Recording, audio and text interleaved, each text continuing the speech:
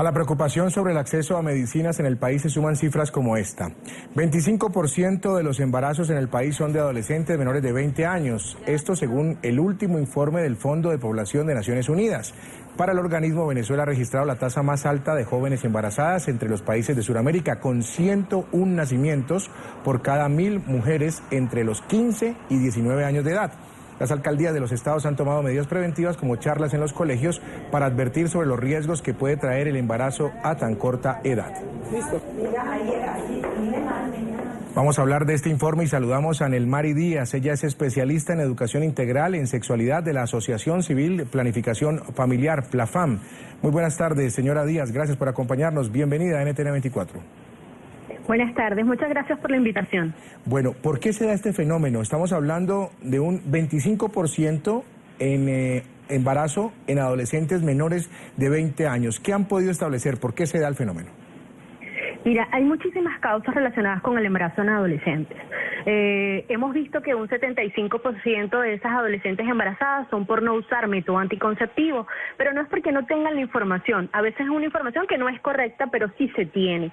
También hay chicas que nos han dicho, por lo menos en la institución donde yo trabajo, que es PLAFAM, que van a PLAFAM y dicen que quieren salir embarazadas porque es su proyecto de vida. Así como hay chicas que, bueno, que se le olvidó el método, o hay chicas que la socioconstrucción piensan que solamente ser madre es lo único que les espera, o chicas en sitios populares en donde, bueno, ya estoy en una relación de pareja, quizás mi pareja, su proyecto de vida o es como un representante del barrio, que quizás piensan que no van a durar mucho tiempo y piensan que, bueno, una manera de como prosperar o como estar con esa persona es tener hijos. O sea, hay muchísimas causas del embarazo en adolescentes, incluyendo también una desinformación o una educación integral negativa, una educación sexual no integral y negativa.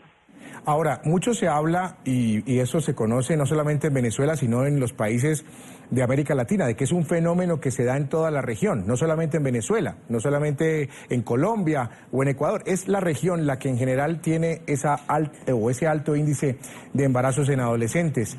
¿Dónde se está fallando? ¿En la educación, en la familia, en las bases del hogar? Tiene que haber una falla. Claro, es que tiene que ver con diferentes factores o diferentes sectores que hay que abordar. Como tú mismo lo dijiste, tiene que ver con la familia, tiene que ver con la escolaridad. O sea, no podemos dejarlo solo en el área escolar. Lo que está pasando es que estamos hablando de educación sexual solamente en el contexto escolar y la estamos hablando solo de un carácter biologicista, en donde no hablamos de derechos, en donde no hablamos de ciudadanía, en donde no hablamos de equidad de género, en donde solo la responsabilidad de la maternidad es de la mujer. Entonces, en toda América Latina necesitamos trabajar desde la educación integral en sexualidad. Entonces debemos abordar muchos factores, debemos abordar las jóvenes y las adolescentes, los jóvenes y las adolescentes, debemos hablar mamá y papá desde brindar una información oportuna porque no se está haciendo.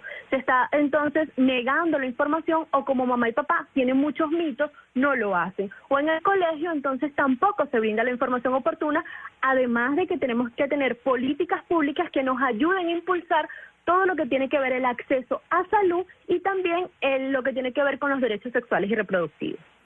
¿Y el tema de los nacimientos correrían un riesgo también? Es decir, el embarazo de por sí ya es complicado por la edad, porque sabemos que el cuerpo de la mujer no está preparado, porque la edad no es la óptima para que quede en embarazo, pero también vendría una complicación con el tema del nacimiento, del parto como tal.